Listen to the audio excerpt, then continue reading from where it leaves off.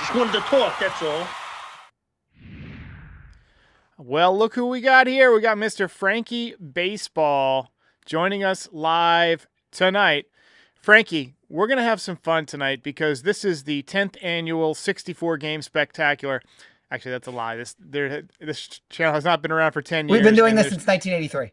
Yes. Anyway, we're just going to kind of grade what the Yankees are looking at so far. We just finished off a kind of a tough homestand, lost 2 out of 3 to the Red Sox. We lost 2 out of 3 to the Dodgers to end the last road trip. And now the Yankees are going to Kansas City, and then they got to play the Red Sox at Fenway.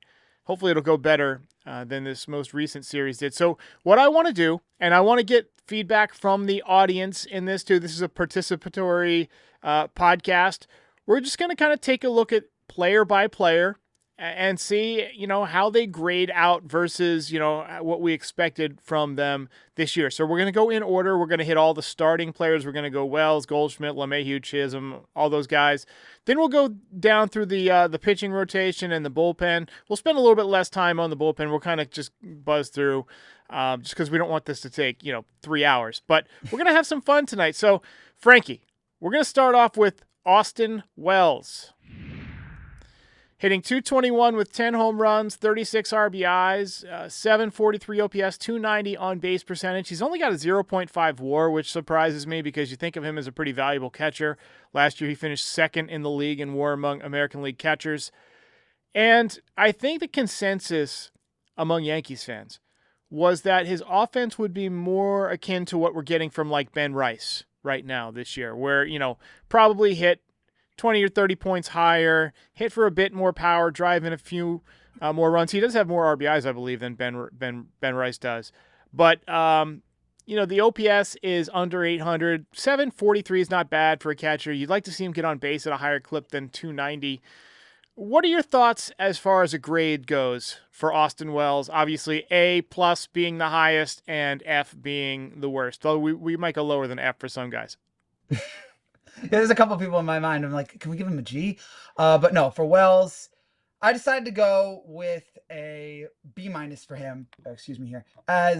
Look, I think all of us just wanted him, and we're getting some C's here in the chat. I think all of us were expecting more from him after his great rookie year. We all thought, all right, he's going to really take the next step.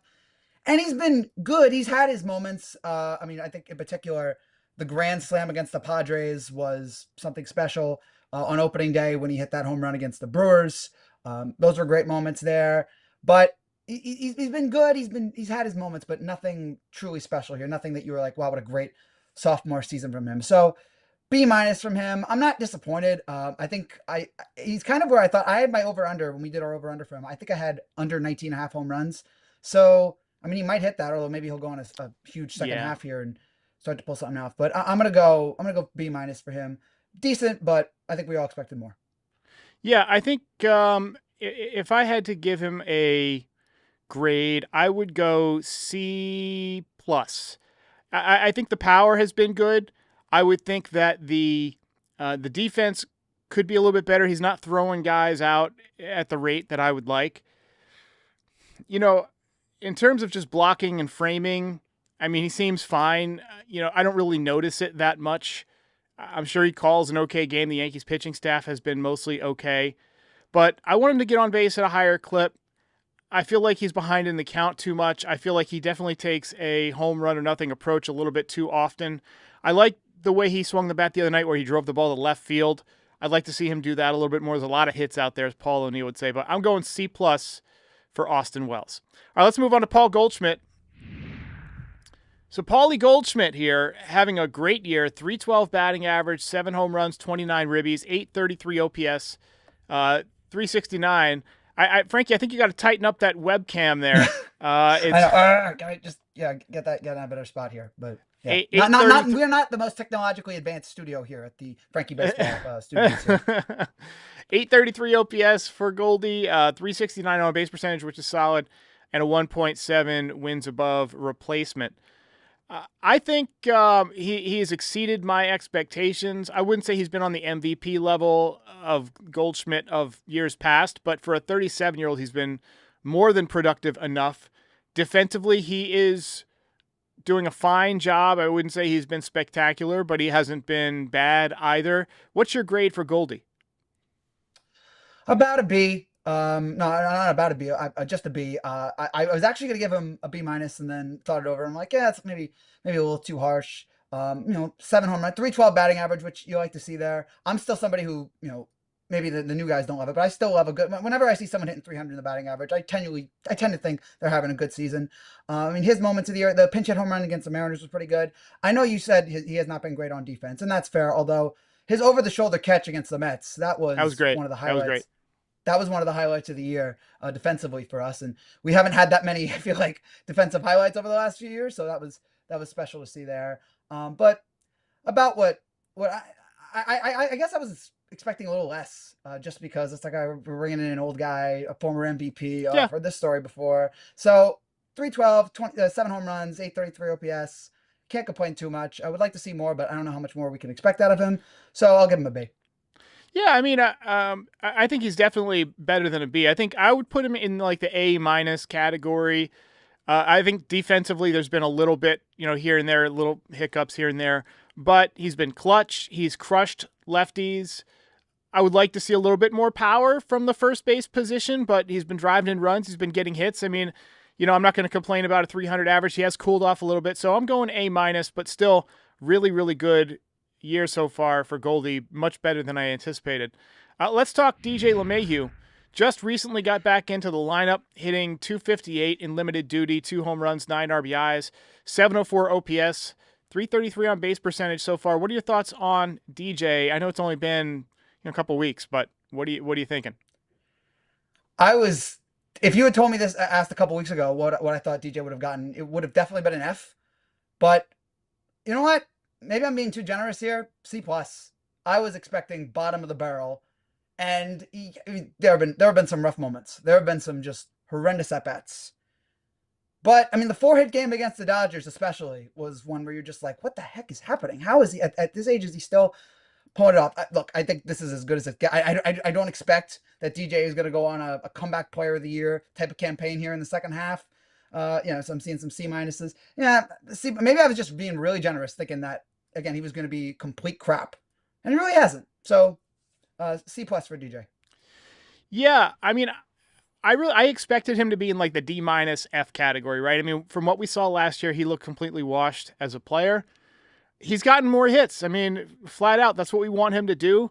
On defense, I think he's left a little bit to be desired. He hasn't looked as good at second base as he used to. I'm gonna say C+. I mean, I think he's overperformed. I wouldn't put him in the category of good, but he's been serviceable. And he, got some clutch hits. The 4-hit game was fun, but also incomplete to a degree because he really hasn't, played that much. So, based on what we've seen, C+ with potential to get better or worse as he gets more ABs. Let's talk about Jazz. You like Jazz?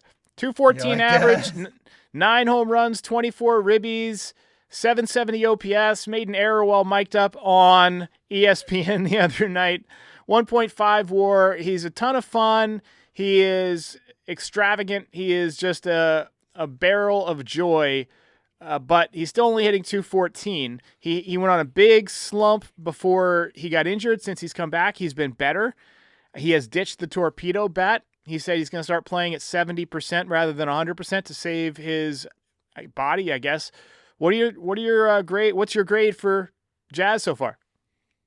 Before I get to the grade, this had nothing to do with the play. I feel like he would have made the error anyway. But ESPN, can we stop miking these guys midway through the game? It adds nothing. And if you're going to do it, you know what? Do it for a pitcher. I want to see Tariq Skubal have to answer stupid questions while he's throwing. I want to see that. That would be impressive to me. Stop. I'm so glad we're not going to have ESPN next year. God, their coverage is terrible. Anyway. Jazz. Bench somebody or mic somebody on the bench, right? I mean, that's just as good. And typically those are the more fun guys anyway. They're more funny. They just sit on the bench and watch the game and make observations. They used to do that more, like we interview the manager or whatever, and now it's just like, let's just interview anybody. I mean, my gosh, it's just tedious. And the questions, I never learned anything from them. It's just insufferable. All right, anyway, Jazz would have been a higher grade if he had been healthy the whole time, but unfortunately not. The average is, again, maybe I'm being too generous here because I'm seeing some C pluses here. I'm going B just on the fact that when he's been out there, he's been hitting those home runs. 9 home runs, 24 RBIs from him. The 214 average is rough. It's not easy to digest. But he's had his great moments too. I'm thinking of the first time we saw him really with the torpedo bat, the 2 home run game he had against the Brewers, the game-winning home run he had against the Guardians. I don't think it was a walk-off, but it was like in the 7th or 8th inning, gave him the lead. Just last week, or just this past series against Boston, 3-hit game, including the home run. So he's had his share of moments too. Again, maybe I'm being too generous just looking at it because the batting average is rough. But he's gotten a lot of big hits and a lot of big moments. So I'm gonna go B. Yeah, I'm gonna go C plus for Jazz. I think there's room for improvement. It's hard for me to go B for a guy who's hitting 214. The power has been good. The power has been really solid. But again, I don't want him to be that player. I want him to be the guy who hits 270, spends a lot of time on the bases, disrupts. I want that on base percentage higher, like maybe 350, 360, so he can use his speed, score more runs. I think defensively he's been adequate despite the error the other night on national TV. But I like what we're seeing from Jazz since he's come back. Right now he's a C plus for me, but maybe getting better as the year goes along.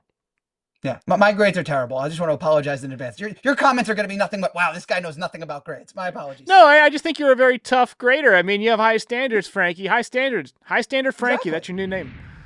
Anthony Volpe. This one's going to be interesting because I can see a lot of people in the chat are going to be kind of hard on Volpe. They've been tough on Volpe. I know. But to me, he's better than he was last year. He's got a higher average. He's got a higher OPS. He's got a higher on-base percentage. The WAR is respectable. He's out there pretty much every day. He's got 8 home runs. He's got 37 ribbies. He's going to drive in close to 90 runs from shortstop while playing positive defense. I'm giving him a B. What are your thoughts on Volpe? I'll go B minus. Again, it's just based off expectations. I just expected that in year 3 he was just going to be better. And yes, he's had his share of, has he had really a signature moment this year? That was going to be my other question. Has he had like that great, like I was trying to think, maybe the home run against the Brewers in the first weekend where I was at that game and he hit the 3-run home run to really pad the lead. That was the 7 or 8, 9 home run game. He had the 3-hit game against the Rockies. I think he only has 1 belt this year. I think it was the Rocky game. But yes, 1.9 WAR, does very serviceable defense. I'm gonna go B. I'm gonna go B minus. And maybe if after an hour from here now, I'll think maybe I should have given him a B. But I just expected more. And I have a question for you, Derek. Sure. And I've been thinking about this, and maybe it's irrelevant, but maybe I'm wrong. Did we make a mistake in 2023 bringing him up so quickly? Do you think that if we had waited a year, like I think the original timeline was, do you think maybe do you think he needed more time in the minors? Yes, I do. I think he probably needed a little bit more time. He came through the system pretty quick. Yeah, I think 1 more year would have probably done him, more service. But we didn't have anybody. I mean, we had Oswald Peraza. We've seen he can't hit. We think he would have hit better. I mean, he was the best option at the point, and it really hasn't lived up to the offensive hype. But he's having solid WAR numbers year after year, so I'm not going to complain about him. All right, let's talk about the Martian.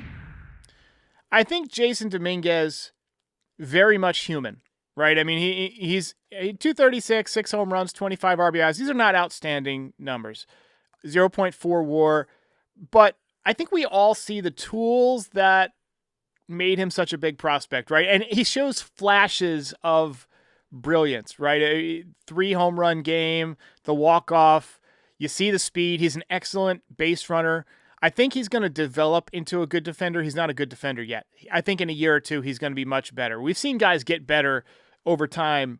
You get used to the position, you put in the work, and it gets better. I was expecting more. I mean, if you had asked me before the season, what are you expecting June 9th from Dominguez? I would have said 260, 270, 9 home runs, 30 RBIs, maybe 15 stolen bases. His numbers are obviously a little bit lower than that.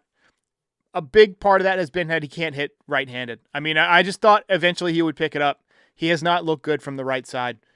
My grade for Dominguez right now is a C. I mean, it's a solid C, middle of the pack kind of grade. What are you thinking for JD?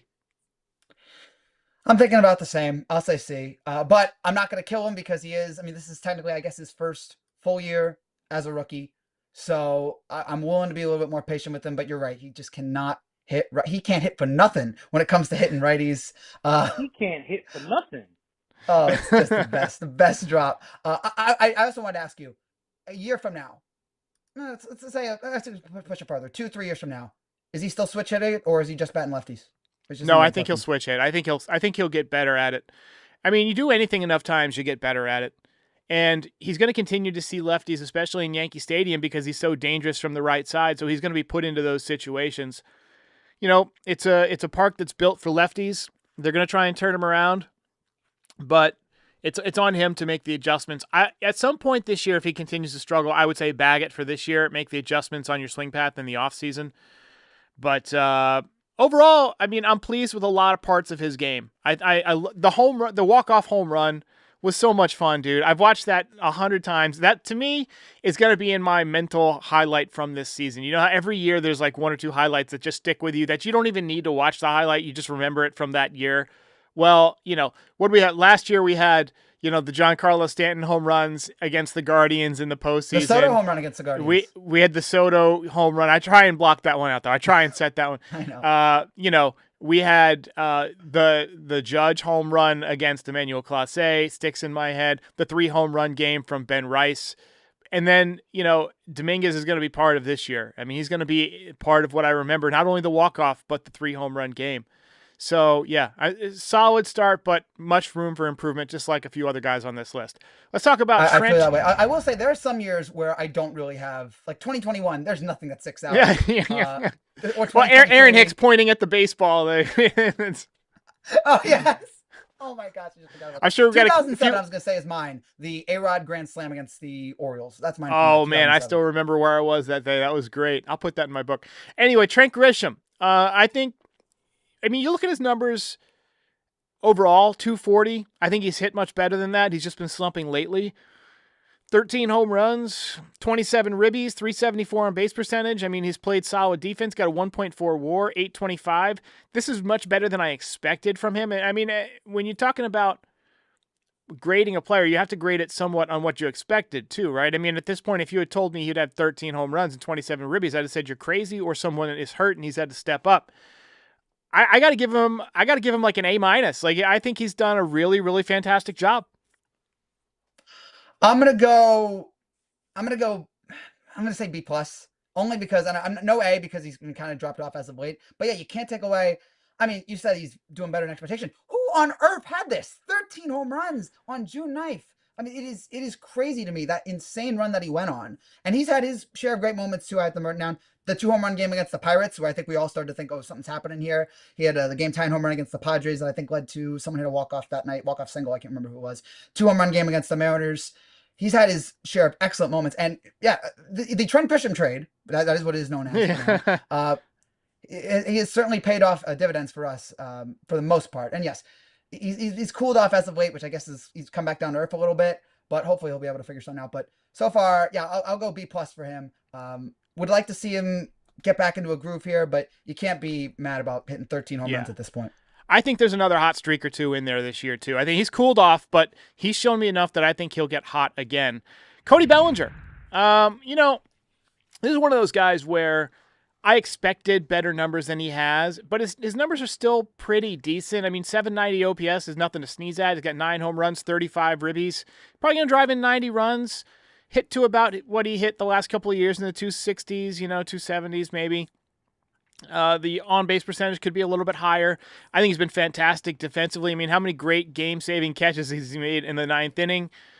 I got to give him a B. I mean, to me, he's having a solid year. He's not having a great year. He's a step below Goldschmidt and Grisham and, obviously Judge and probably guys like Ben Rice. But he's been a solid contributor, 1.6 WAR. I mean, it's actually higher than Grisham. You wouldn't think it just based on some of the memories we have, the highlights that Grisham has. But, Bellinger, he just plays a really, really solid defense. He runs the bases well. He's just a good all-around player. I'm giving him a B. I'll say the same. B for him. 9 home. This is another one that when this was first announced, I'm like, all right, here we go. I've never been in love with the Yankees idea of just coming with these old-time players, not old-time, but, players who He's past their prime. 29. You infant. But it feels like he used to be so much better. He was an MVP, Derek. Come on. But he has certainly been way better than I thought he was going to be. I'm trying to look at his big moments here. The grand slam against the Mets last week when he homered against the Guardians. 9 home runs, 35 RBIs. Yeah, Bean points out he's a good June away from being an A, but B for now. Yeah, he's gonna have that to stuck out to me too. That's a great comment. I feel like that is about the most on the money comment that I've seen. If he hits 300 in June with a few more home runs, I mean, all of a sudden he's hitting 280 with 15 homers going into the All-Star break. That's a pretty damn solid year. Yes, definitely. So Plan B, I think the best comment I've heard about this Plan B has been from you. Plan B gets an A+. I keep thinking about that because it's dead on. I never would have imagined that we'd get. And this is why whenever I've seen some Yankee fans complain over the last few days about the Red Sox loss, and I get it. There's some difficulties right now, but you know what, folks? If the night of the Soto announcement, or even the night of the Garrett Cole, it was announced that Cole was going to be out for the year. That was a low point, Frankie. Oh, I don't know. It was terrible. I mean, I just was locked in my room crying for hours. If you had told any of us that we'd be 4.5 up here in the AL East, we would have taken it all day, every day. So I would have signed up. Yes, I get there's problems right now. There's issues, but right now we should be thankful and appreciative for what this team has done so far. Ben Rice. I mean, this is a guy who, to me, is a clear A. Even though the batting average is low, he's been insanely unlucky. I mean, just this last series, how many line drives did he smoke right at somebody? The guy is snake bit. But 12 home runs, 25 ribbies, 825 OPS. He, I believe, has better numbers than Juan Soto pretty much across the board except for on-base percentage. Probably not WAR because... Well, I don't know why. I mean, to me, he's put up better offensive numbers than Soto.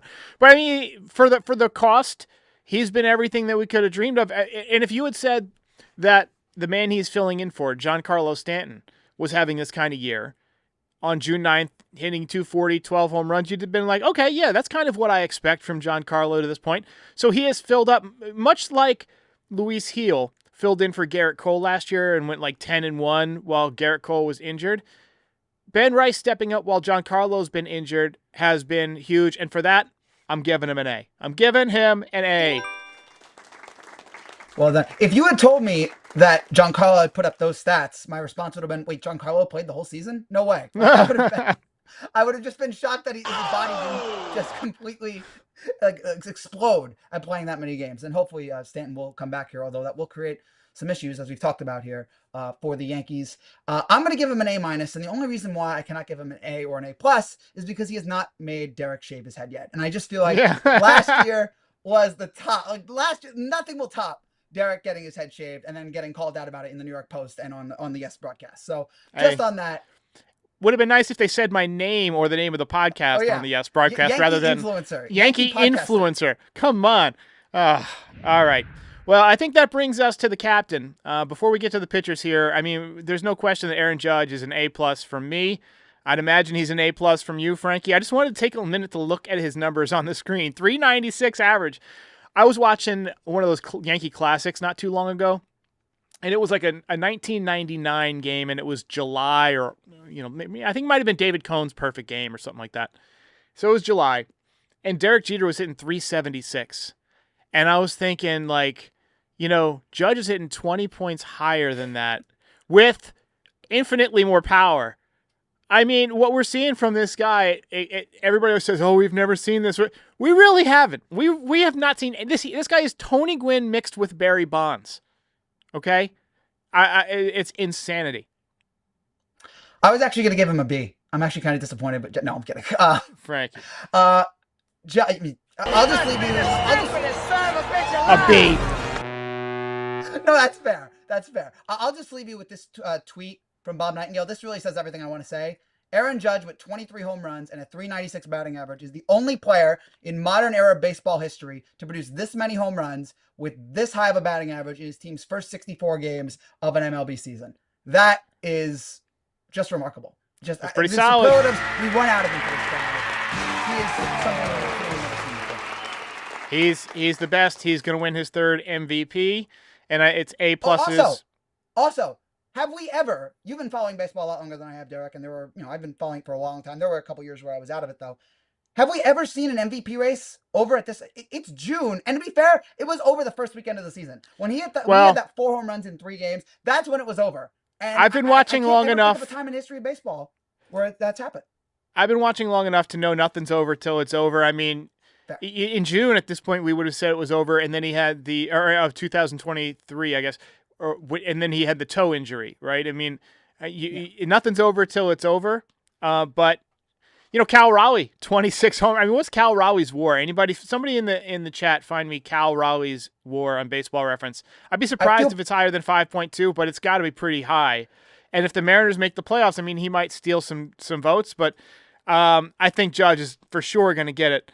I'm going to look up Cal Raleigh real quick because he's putting up insane bad numbers. for Cal Raleigh, and I feel bad. I do feel bad for guys like Cal Raleigh and Bobby Witt, who are exceptional players and will get like 0 love in the MVP race because of what this guy in New York is doing. Yeah. 26 home runs, 3.9 WAR for Cal Raleigh. All right, we're going to get to pitchers in just a minute, but first a quick word from the guys at Foul Territory about Hungry Root. Be back in 60 seconds.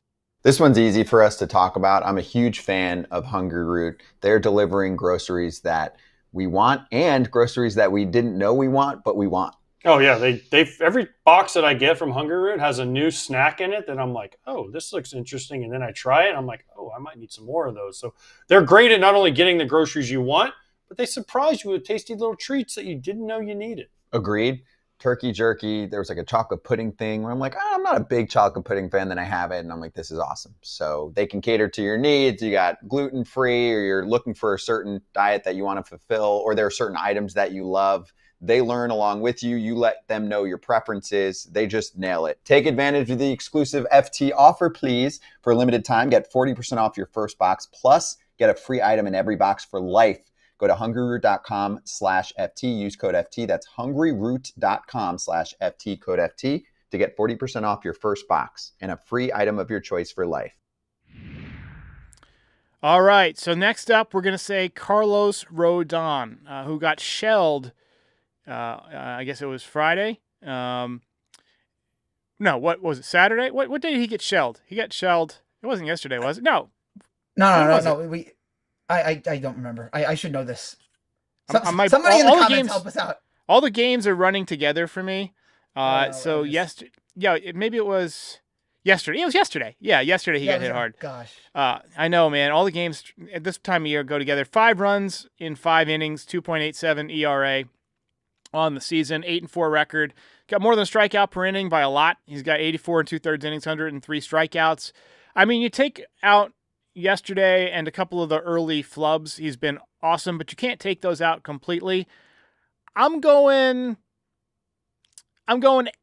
B plus. I'm going B plus. It would have been an A minus before yesterday. I'm going B plus. You know what? Maybe this might be too generous. I'm going A minus. I have loved what he has done. And again, it's expectation. I never thought that he would turn it around like this. If you had told me before the year that in your belt leaderboard that Rodon would have a half belt more than Judge, I would have said, how bad is Judge? Like, what kind of awful season is Judge had? No way. But he's had so many excellent starts. He looks so much more confident out on the mound. Yeah, he'll have games like yesterday where he'll just give up the meatballs. But for now, I can't complain at what he's done, especially, again, considering what we all expected. I think we all kind of figured what Rodon as a Yankee was going to be, but he's turned it on to another level. So I'm just very impressed with him, and I'm going to say A minus. Yeah. Well, we'll take it. In the comments, it's been mostly A's, a lot of A minuses. We got a couple of B's. I'm probably grading a little bit too hard. I mean, I agree with the people who are saying, well, if it wasn't, for yesterday, it's an A. Anyway. All right, so let's move on to Max Fried. Max Fried for me is an A. To me, Max Fried is an A+. 8-1 record, 81 innings, 1.78 ERA, 77 strikeouts. To me, he's money well spent. I mean, in terms of the main portion of the Plan B money, I mean, you can't do much better than what he's given us. So what are your thoughts on Max Fried?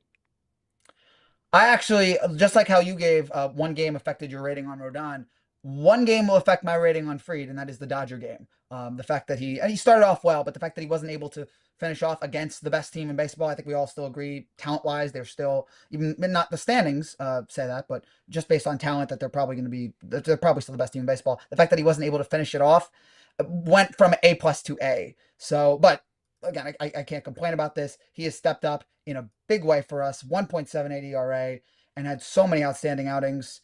Just shocked that it has worked out this well. Will Warren.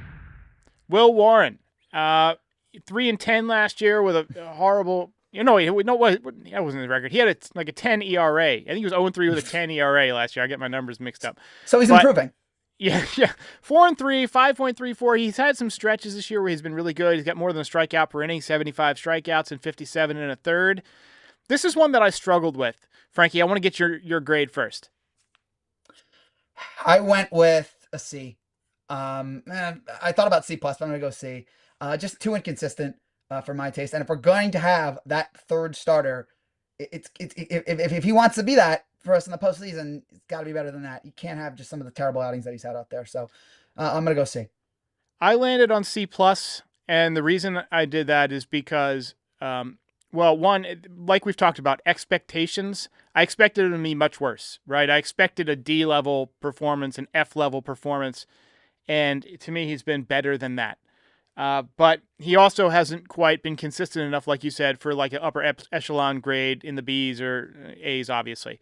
So I'm going C+ for Will Warren. And again, I would not shock me at all if in the second half he has like a B+ performance. He's been that type of guy at times. But I think there's room for improvement. Next, we got Clarke Schmidt.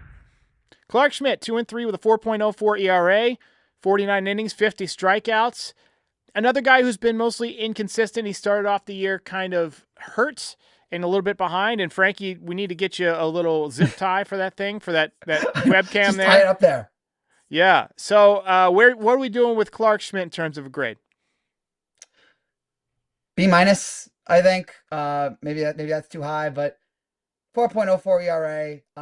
Just again, would have wanted a little bit more from him, but not terrible from him, I guess, judging by that. I did want to ask here, are we going to trade for another starter? Because if this is our rest of our rotation right now, I'm not feeling it. Are we going to trade for somebody here? Is Zach Gallen maybe going to be? We're getting Louis Seal back, so let's see how that shakes out first. I mean, if he comes back and he's lights out, then maybe we don't need to spend big on a starter, right? I mean, I can live with Clarke Schmidt or Will Warren as your number 4 guy in the playoffs against certain teams. Be nice to have somebody better, but again, I don't want to empty the farm for something mediocre, right? I'd almost rather just let Clarke put it together because we've seen him be great at stretches. But as of right now, I'm going C-. To me, he has not been as effective as he was last year. The curveball has still been good, but I mean, he's 2-3 with a 4 ERA. That's just not a B-level performance. I think there's room for improvement there. But again, he's a guy that has shown it to me in the past. And if he can get back to where he was pre-injury last year, I think he could have a much better second half. So, C- for Clarke Schmidt. Ryan Yarbrough is a guy, to me, he's pitched much better than the inflated ERA of 4.17 because of that last start. To me, I gotta go A. I didn't expect anything from him other than to be like a left-handed reliever, maybe swingman, maybe he's an opener once in a while, but he's been a valuable part of the rotation. Last time out got shelled, but before that he outpitched Yamamoto. So, you take the good with the bad, but in terms of expectations, he's far exceeded what I had in mind for him, so I'm giving him an A. Yeah, outdueling Yamamoto, that's got to count for something, especially with how dominant he's been. And I feel like if we had him against, if we had Yarbrough against Yamamoto for Game 2 last year, maybe things are a little different. I'm going to go B+. Sorry, I'll always be thinking about last year. Until my dying day, I'm going to be thinking about 2024, the World Series there. I'm going to give him... A win will make you forget it. A win will erase that memory. Please. Just got to get there. I'm going to go B+ on him. The last outing did kind of sour my rating a little bit, but he's definitely been solid and a huge surprise for our rotation there. But yeah, the 4.17 ERA, I couldn't give an A to someone with that high of an ERA, so I'll go B+. I hear you. Maybe I was a little bit too generous there. I'm not going to be generous on this one. Marcus Stroman 0-1, 11.57 ERA. Yeah, we're just gonna give him an F and move right on to the bullpen. Do you concur? Just go if you want more in-depth thoughts. Just go back to what was it, April, whatever the game was against the Giants, and just listen to Derek's rant. The rant. Marcus Stroman. That should really tell you everything you need to know about this guy. All right, so we're going to talk about the bullpen real quick. We're going to kind of go through one at a time here. Luke Weaver, I mean, I'm giving him an A. Devin Williams, I got to give him an F, honestly. I mean, I can't see a passing grade for him. I mean, he's been atrocious. We got him to be a lights-out reliever. As far as expectations, he has not lived up to them. Mark Leiter Jr., I mean, he's been mostly effective but has not been dominating. I'll give him a B+. I think he's been okay. Fernando Cruz, again, dominating at times, fun to watch, but a little bit inconsistent. I'm giving him a B+. Ian Hamilton, I'm giving a D-. I mean, he's just... I mean, actually, I might even flunk him. I mean, I'll let you make the call on that. And Yeri De Los Santos, who I spelled wrong, is... to me, he has been impressive. Like, I like his stuff quite a bit. I'm saying B- for him. I mean, he's had a nice little year. Loizaga, I'm giving so far a D. He has not been good since coming back. The stuff is still like A+, but so far the location has not been good. Too many home runs. And Tim Hill, I'm giving him a D-. Like, he's close to an F. He has not been as effective as last year. Your thoughts? I'm more or less with you there. I didn't really grade all the individual guys. I mostly gave just a grade to the bullpen in general, and I gave it a C. It's just not our strength. I mean, there were certain guys, Weaver especially. I miss him out there. It means, not only is he such a great pitcher, but it means not having him out there means we have to see more Devin Williams. Devin Williams gets a Z for me, not even an F. I'm giving him a Z. I'm giving him the lowest letter imaginable. Just please get this guy off my television. Get him away from New York. It's just terrible. And yeah, the guys like Hamilton, Loizaga, Hill, they all get, I guess Hamilton F, and then Loizaga and Hill. I'm with you on the Ds. But this bullpen, it does not. The last few years, the bullpen has been a real strength for this team, and now, no, I'm not feeling anything. I'm not feeling any just joy in this pen. It's just too many question marks and too many guys that are just going to make you worried come October time. But if we have Weaver back, maybe we'll be okay. But for now, especially, it gets a C. And without Weaver, it might get a D. But for now, it's a C. Yeah, I'm giving a C- to the bullpen. Just too unreliable to me so far. I hope we get an arm. And as far as the bench goes, I mean, Oswald Peraza, he's done it with the glove, has not hit at all. To me, I'm giving him a C-. Oswaldo Cabrera, we got to give him an A for sacrificing his body. We're giving him an A. Just a performance boost. We're passing. He's, J.C. Escara, I think he's had a fine rookie year. He hasn't had a ton of playing time. I'll give him a B. Go B there. Yorbit Vivas and Pablo Reyes, we're going incomplete. Neither one of them has played that much. Reyes, he did pitch a couple of innings for us, so we got to give him credit there. Yeah. But otherwise, he's been pretty much useless. How do you grade the bench as a whole? I was also going to give Reyes a Z, but you mentioned the innings thing, so I'm like, you know what? No, we'll bump him up to F. Bench gets a D for me. Just no depth there. It's much like the Knicks. There's zero depth on this bench, and it's just thank God we have our lineup being as good as it is. Yeah. Well, that's where we're at, folks. That's our grades. Let us know yours in the comments. Frankie, thanks again for joining us here on a Monday night. We do have a night off from baseball, so I don't know what you're going to do. I'm going to go watch the first Mission Impossible movie by the fire and just kind of unwind. I'm starting to rewatch them all over because I just saw the new one, and it was fabulous, by the way. But, Frankie, what are you getting into this evening? I'm going to be watching the Stanley Cup Finals. It has been an excellent series so far in the first two games, both going to overtime. And I'm very excited to watch Game 3 here. And I'm rooting for Edmonton because I want to see McDavid get a Stanley Cup. I'm not a huge hockey fan, but I do like watching Connor McDavid there. So I'll be rooting for Edmonton. And hopefully, speaking of other sports, hopefully the NBA Finals can really pick it up. I've not really been too impressed with the first two games. Game 1's finish was amazing. Game 2, not so much. But I'm hoping it's 1-1 heading back to Indiana. So hopefully the series can pick up there and we can get an excellent series out of that. And let's just hope the Yankees as well can turn it around here. And it's been a rough couple series for them. Hopefully here against Kansas City, they'll be able to bounce back. I'll confess, I had no idea the Stanley Cup Finals were on tonight. You're a bad zero sports interest fan, in hockey. I know. You're a bad sports fan. You got to get more involved. There's more than just baseball, Derek. Hasta la vista, baby.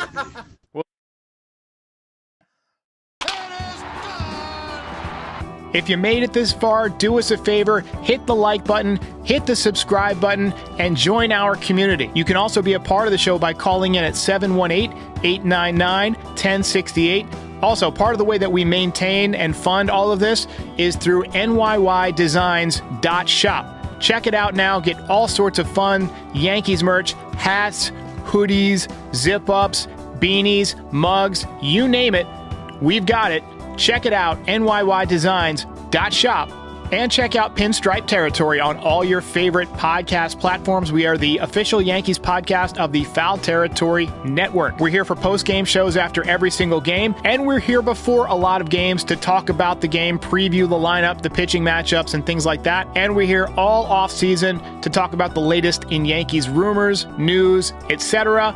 Join our community. We'll see you next time.